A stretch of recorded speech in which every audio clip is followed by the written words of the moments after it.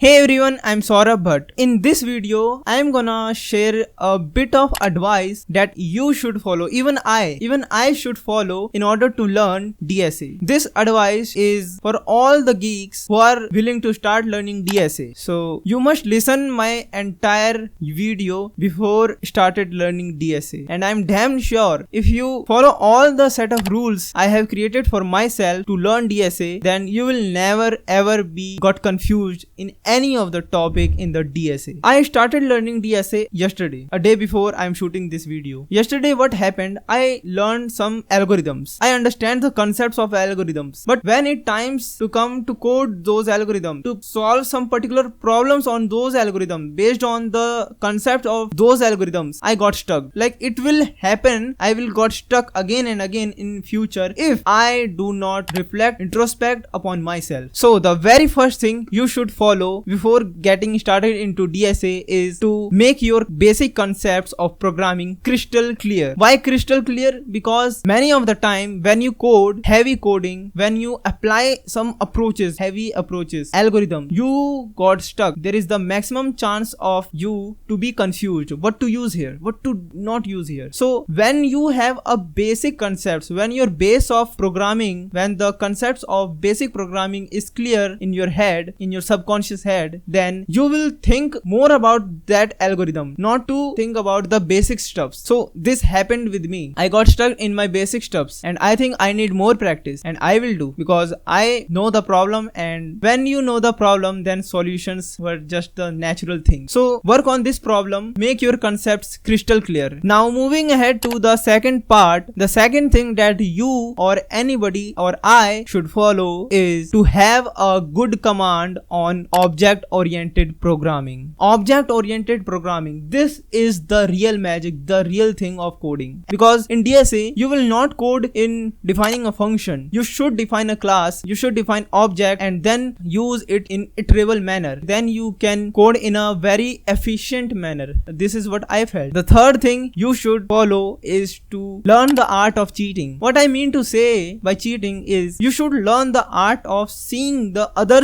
people's code and implementing their logic, their thinking capability in your code also. How can you do that? Just see and take their logic in your head, implement those things. This is what I am also implementing, and I can feel, yeah, coding is nice by seeing other people's code, looking at other people's coding. It's great. It's fun to cheat codes. Not cheat codes, it's fun. Like literally it's a fun. You must do. My friends, any of my group, you must also do. I am doing. Yeah. The fourth thing you should follow, or anybody, even I should follow, is modular approach. What I mean to say in modular, I have talked 2 times in my YouTube videos, modular approach. Everybody should follow modular approach. Why I am emphasizing more on the modular approach? Because industry demands modular approach of coding. You are not supposed to code in defining classes and writing functions. You should write code in a modular fashion that your other person, your other staffs of your company can use. You should write code in a manner where other people can also use, not only computers. Computer can understand your code in a better way, but you should write a modular code which can be understood by other person. So in order to write a modular code, you should learn how to log your code, how to keep logs, keep files of your code, history, time, when you changed, when you modified. You should write code in comments or docstring manner. You should define functions. So when you are defining your function, you should define a docstring out there. So when you define docstring in your function, then it will definitely increase the explainability of your code. And this is what modular coding is. Implement oops concept in your code, and when you implement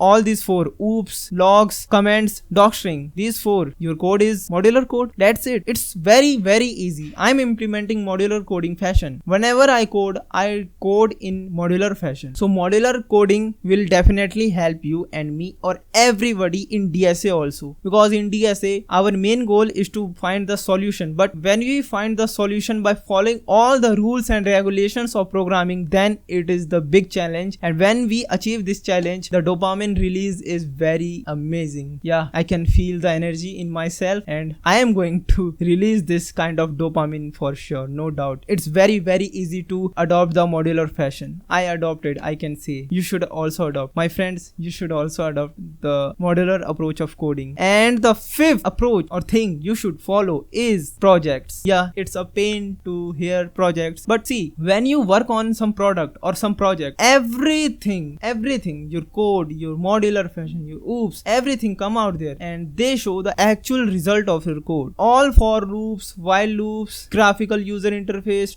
everything, all libraries will come out there when you work on a project. So it will give you the essence of coding. What will be the output of your coding when you build a project? So this is what I understand today. It blown my mind completely, and from now onwards I am going to build project. You see, when you bundle all your codes into a project and you take out a product from this project and you show the world like, this is my project, this is my product, then you can say you are a coder. You know the basics of coding, you know everything about coding. Now when you do all these, you know the basics, you know oops, you know modular coding, you know projects, you know how to read other people's code, then you are 100% prepared for learning DSA. So learn DSA in an appropriate manner. Follow all these 5 things, and when you follow all these 5 things, you will become a pro coder. Nobody can stop you. You will never ever be confused. Just practice more on the basic stuff. Make your base very complete. Let me share a cool quote, and this quote is from this book, Rich Dad